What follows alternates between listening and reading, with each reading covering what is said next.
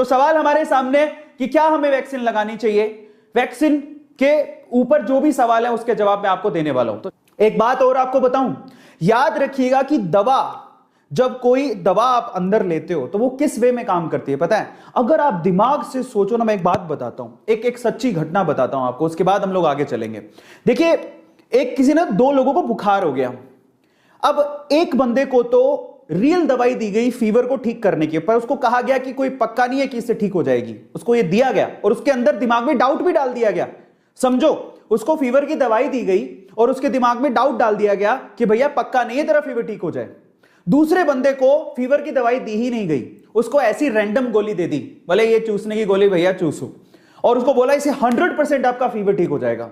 आप बिलीव करेंगे कि 5 दिन बाद जिसको रैंडम दवाई दी गई थी उसका फीवर ठीक हो गया, लेकिन जिसको रियल दवाई दी गई थी उसका फीवर ठीक ही नहीं हुआ। इसका मतलब कोई भी वैक्सीन या दवाई के साथ एक चीज और जुड़ी हुई है, वो है आपका पॉजिटिव थॉट प्रोसेस। अगर आप यकीन करोगे कि ये मुझे पूरी तरह से ठीक कर देगी तो वो पक्का काम करेगी। तो इसलिए वैक्सीन लगाने से पहले आपको भरोसा होना चाहिए, जो कि भरोसा है ही नहीं।